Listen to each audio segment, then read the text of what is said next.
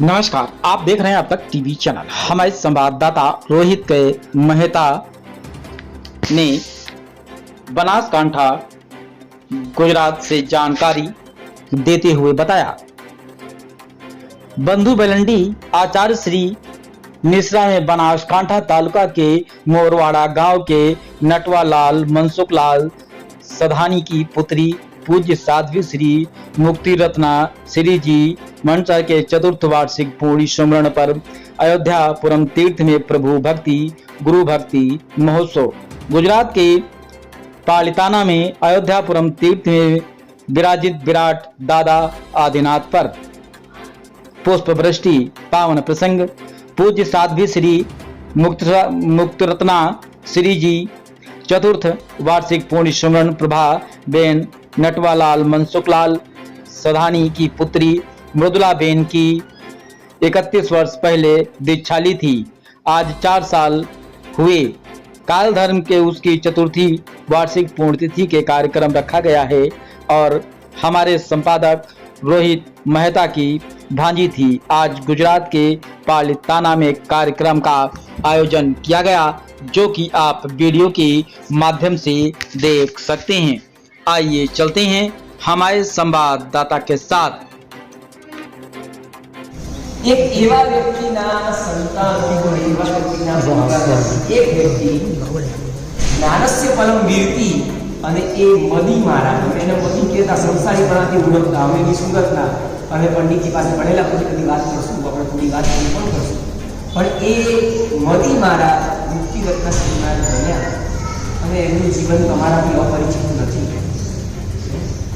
દરેક વખતે તમે મુક્તિ રત્ન શ્રી મહારાજને તમે જોયા હશે જાણ્યા હશે અને છેલ્લા 4 વર્ષથી આ બંને ભાઈઓ પોતાના બેન મહારાજ માટે કંઈ ને કંઈ કરતા હોય છે એવું મેં સાંભળ્યું છે। આ વખતે સ્પેશિયલ અયોધ્યાપુરમમાં આવ્યા છે અને એ બે અને આ પરિવાર હમણાં એક પ્લેન ક્રેશ થયું ને ખબર છે ને બધાને ખબર છે ક્યાં ક્રેશ થયું અમદાવાદ પછી એ જે લોકો જીવ્યા એ તો ચમત્કારિક રીતે જીવી ગયા એક માણસ જીવ્યું પછી જે બચે એમાંથી એ લોકોની ઓળખ કેવી રીતે થઈ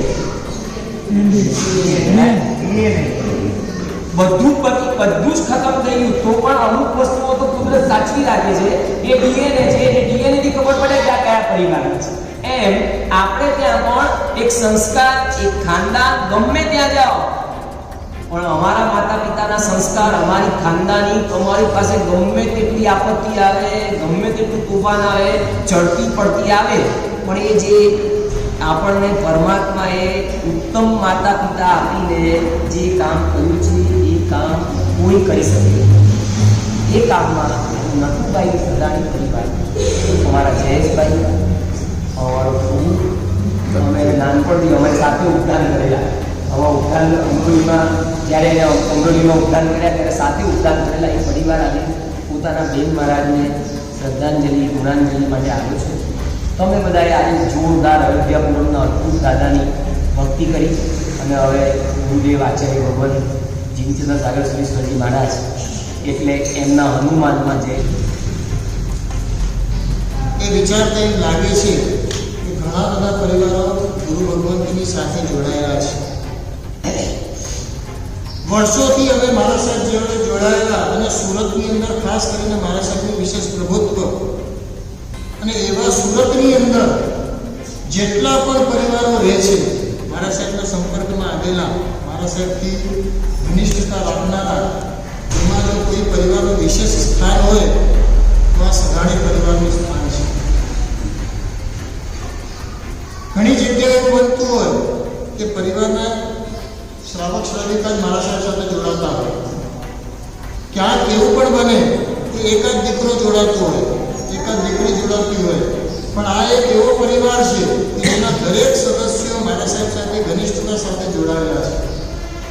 ભલે પછી નટુભાઈ હોય એમના શ્રાવિકા પ્રભાવતીબેન હોય એમના બહેન એટલે જયેશભાઈના બહેન મૃદુલાબેન જયેશભાઈ પોતે દક્ષેશભાઈ અને ત્રીજા ભાઈનું નામ શું ધર્મેશભાઈ ખરેખર હેમચંદ્રાચાર્ય ભગવંતે પોતાના જીવનની અંદર પોતાના માતાજીને જ્યારે નિર્યામણા કરાવી ત્યારે સાધુજી ભગવંતે કઈ વાત કરી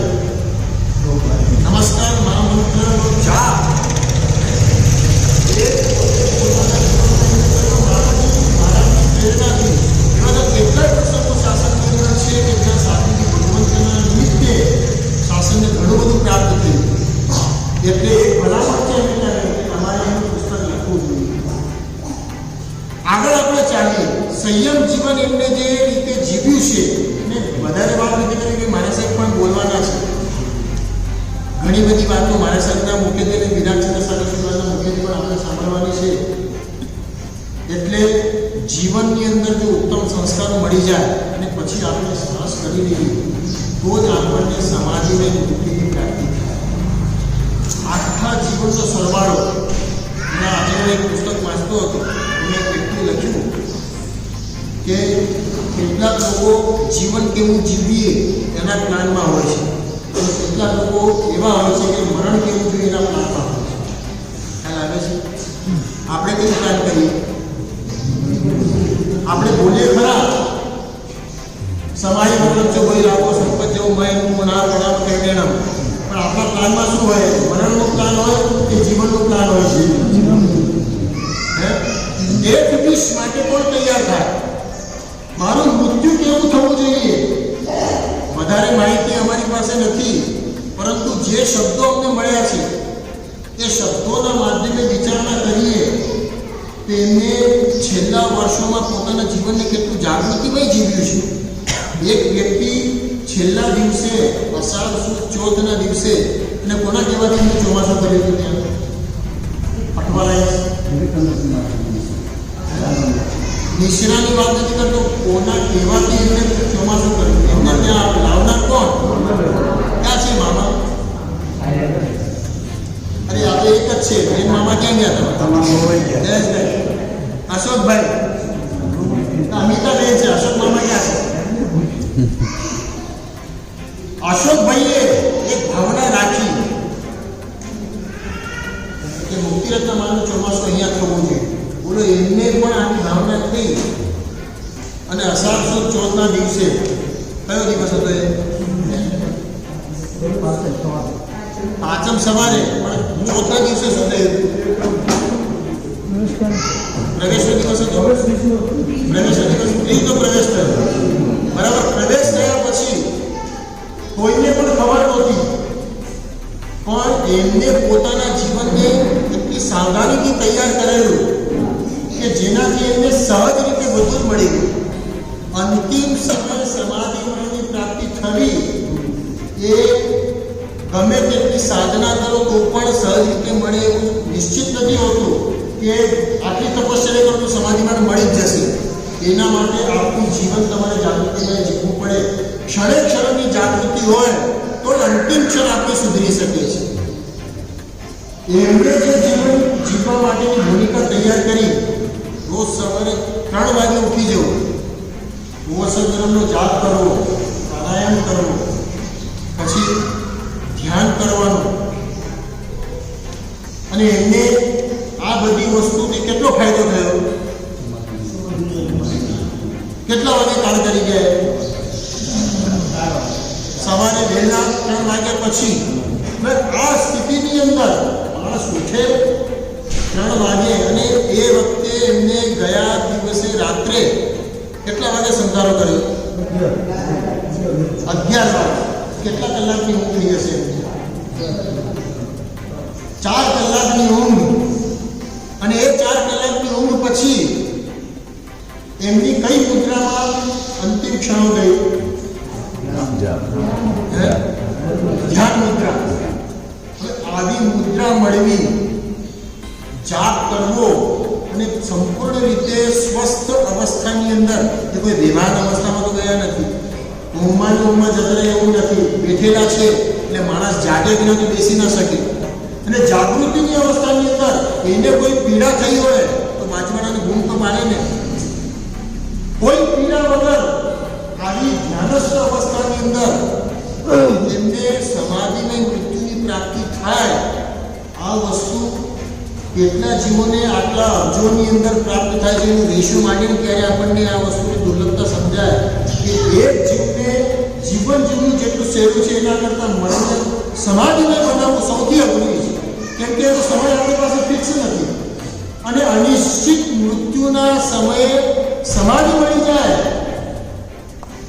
એ મહાન સાધક માટે સંભવિત છે.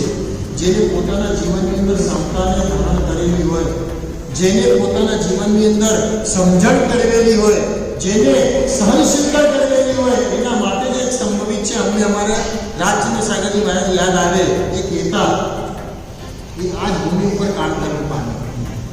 આ બાજુના ઉપાસની અંદર રૂમની અંદર કાળધર્મ પામ્યા અને એમને પોતાના જીવનનું એક જ લક્ષ્ય રાખ્યું હતું, મારે શું જોઈએ છે? સમાધિ મરણ. કેમ કે એમને મારા સાહેબની નિશ્રામાં મુનિરાજ શ્રી સોમશેખર સાગરજી મહારાજનું સમાધિ મરણ જોયું. એ મૃત્યુ જોઈને જ એમને ઈચ્છા થઈ કે મારે એવું મરણ પ્રાપ્ત કરવું છે. અને એવું મરણ ક્યારે મળશે મને? જ્યારે હું દીક્ષા લઈશ. તારે શું જોઈએ છે? તારે શું જોઈએ છે? નથી જોઈતું આવું સમાધિમય મરણ? એટલે એ મરણને જોઈને એમને દીક્ષાનો સ્વીકાર કર્યો અને પછી પોતાના જીવનમાં સૌથી વધારે જાગૃતિ શું રાખી? સમાધિમય મૃત્યુ થાય. અને એટલા માટે એ ગમે તેટલો વિહાર કરે અને વિહારમાં ગમે તેટલા થાક્યા હોય અને કોઈ શ્રાવક એમના પગ દબાવવા જાય, કોઈ સાધુ એમના પગ દબાવવા જાય તો ચોખ્ખી ના પાડે. કેમ જયેશભાઈ ના પાડે? જયેશભાઈ કેમ ના પાડે? અશોકભાઈ, અનિલભાઈ પણ શરીર થાય. અને એ બધા મહેસાણા પાછળમાં ભણેલા એટલે એ વખતના મિત્રો નટુભાઈની ઓળખાણ શીખણીથી અને ચૂંટણીથી હતી. એ ગમે તેવા સાધુ ભગવંતને ભણાવતા હોય અને રાત્રે સ્વાધ્યાય પણ લેવા આવે, રૂપો બોલાવે સંસ્કૃતના. અને મારા સાહેબ જો 3-4 માણસો બેઠા હોય, એક બોલતા હોય બીજા 3 એમાંથી કોઈ પણ ઊંઘી જાય, જોકો આવી જાય તો તરત જ ચૂંટણી ખરીદે. બોલો ચૂંટણી ખરીદી એ સાધુ ભગવંતની આશા થશે કે નહીં અશોકભાઈ?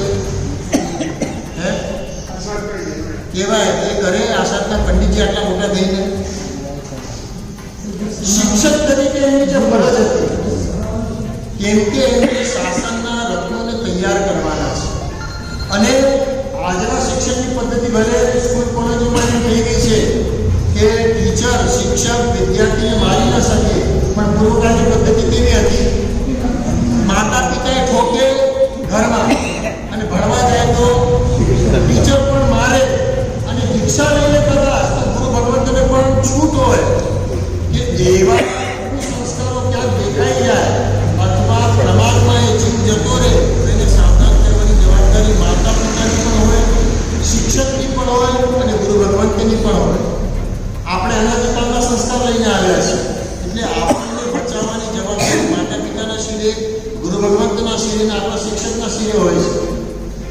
એટલે નટુભાઈ અને એમના લોહીના સંસ્કારો જેમાં ઉતરેલા એ 4 સંતાનો એમાં મૃદુલાબેન એટલા ભાગ્યશાળી કેમ કે સંસારમાં રહેવાનું એનું પહેલેથી જન્મથી એવું કોઈ આકર્ષણ જ નહોતું.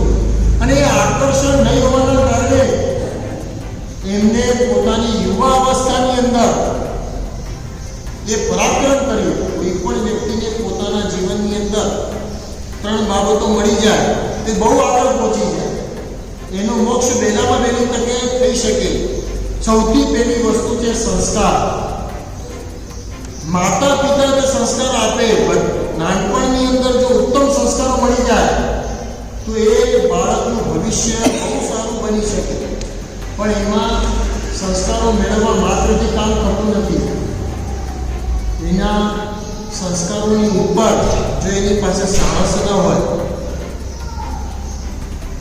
મૃદુલબેનની પાસે મુક્તિરત્નશ્રીજી મહારાજની પાસે સંસ્કારો ક્યાંથી આવ્યા? માતા પિતાના માર્ગથી. જેમના પિતા શિક્ષક હોય અને એ સામાન્ય સ્કૂલના શિક્ષક નહીં, સાધુ સાધુજી ભગવંતને ભણાવનાર શિક્ષક હોય અને વાડી પાછળની અંદર કેટલા વિદ્યાર્થીઓને એમને તૈયાર કર્યા. માત્ર સાધુ સાધુને તૈયાર નથી કર્યા પણ ઉત્તમ શ્રાવકોને પણ એમને તૈયાર કર્યા. અને બીજી વાત, અમારા કેટલાય સાધુ ભગવંતોનો અનુભવ છે. પ્રેમ કરે ને એટલો યાદ ન રહે પણ મારે ને આખી જિંદગી યાદ. પ્રેમ આપણે ભૂલી જઈએ છીએ પણ કોઈ આપણને મારી મારીને તૈયાર કરે આપણને આખી જિંદગી યાદ રહેશે. તો સામાન્ય રીતે શિક્ષકો પ્રેમથી ભણાવતા હોય પણ વખત આવે અને સામેવાળા શિક્ષક સામેવાળા વિદ્યાર્થીને તૈયાર કરવા માટે શિક્ષક ગમે તે પગલાં ભરીને પણ એને ઉત્તમ સંસ્કારો આપવા માટેનો પ્રયત્ન કરે એવા શિક્ષકો સૌથી દુર્લભ હોય છે. અમારા મોટા મારા સાહેબ કેવા, જયેશભાઈ તમને તો અનુભવ છે, સુરતથી ઉમરાથી પાલિતાણાનો સન નીકળ્યો, એમાં મારા સાહેબે સૌથી વધારે વજન કોની ઉપર રાખેલું? આ બંને ભાઈઓ ઉપર. અને મોટા મારા સાહેબ એટલે જીતસન સાગરશ્રી મારા સાહેબ ગુરુદેવશ્રી, એમનો નેચર કેવો, એમને કાચા પોચા તો ચાલે જ નહીં. અને એ વખતે 1 મહિના સુધી આ બંને ભાઈઓ મારા સાહેબના ઈશારે જે કામ કર્યું છે, અને આજે ભલે પ્રત્યક્ષ રીતે આપણે એને જોઈ શકતા નથી, પણ અપ્રત્યક્ષ જે અનુભવ આપણને થાય છે, જયેશભાઈને દક્ષેશભાઈને જે અનુભવ થાય છે, એમનાથી એમને જે શિક્ષણ મળ્યું છે, પ્રેમથી પણ શિક્ષણ અપાય અને ભયથી પણ શિક્ષણ અપાય, બંને પદ્ધતિથી શિક્ષણ અપાય તો જ એ વ્યક્તિ તૈયાર થઈ શકે. એમાં અમારા ગુરુ મહારાજ કઈ રીતે આપે? એ પ્રેમથી શિક્ષણ આપે. અને મોટા મહારાજ કઈ રીતે આપે? જે પ્રેમથી ના સીધા થતા હોય એને ભયથી પણ સીધા કરી શકે.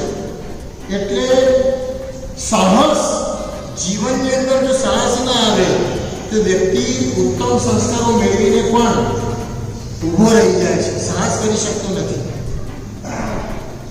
મૃદુલાબેન એટલે મુક્તિ રત્નાશ્રીજી મહારાજે સંસ્કારો માતા પિતાથી મેળવ્યા, પણ સાહસ એના માટે સાધુ સાધુજી ભગવંતના સંપર્કમાં આવ્યા, બાકી દીક્ષા લેવી એ કોઈ સહેલી વાત નથી. ભલે સુરતમાં દીક્ષા ઘણી થતી હોય, પણ લેનારા કેટલા અને રહેનારા કેટલા સુરતમાં? શૈલેષભાઈ, દીક્ષાની ભાવના ઉત્પન્ન થાય એ હજુ સહેલું છે, પણ એ સાકાર કરવા માટે કેટલા લોઢાના ચણા ચાવવા પડે, કેટલો પુરુષાર્થ કરવો પડે. અને એ પુરુષાર્થ કોણે કર્યો? મુક્તિ રત્નાશ્રીજી મહારાજ. એમનો પુણ્યોદય કેવો, અદ્ભુત પુણ્યોદય એમની પાસે. મોરવાડા ગામના નટુભાઈ, અને એ જ એરિયાની અંદર સૌથી વધારે પ્રભુત્વ કોનું? આચાર્ય ભગવંત રામશ્રી મહારાજ બેરાવાળા. એમની દીક્ષા કોના હાથે થઈ? રજોડો કોના હાથે અપાય? સાહેબના હાથે. અને અમે તો બહુ વખત એમને જોયા નથી, 1-2 વાર જોયેલા છે, પણ એમના માટે સાંભળેલું છે ઘણું. એમનું જીવન કેવું આચાર ચુસ્ત. હમણાં એમના સમુદાયના સ્વામીજી ભગવાન પૂર્ણ પ્રજ્ઞાસિંહ કે એવું કંઈક નામ છે, હમણાં પાણીના જમા સુધારા માટે ગયા. રાજ પ્રજ્ઞાસિંહ મહારાજ એ પણ એટલા ભાગ્યશાળી હતા કે રામશ્રી મહારાજ સાહેબના સૌથી વધારે નિકટમાં કોઈ સાધુજીને રહ્યા હોતે એમને લાભ મળ્યો છે. એમને ઘણી બધી વાતો કરી. એમનું આચારનિષ્ઠ જીવન અને નિરતિચાર જીવન જીવવા માટેની જાગૃતિ. એમની પાસે આયનબીનું પચકાણ લેવું હોય તો, જેને પચકાણ લીધા હશે એમને ખબર હશે.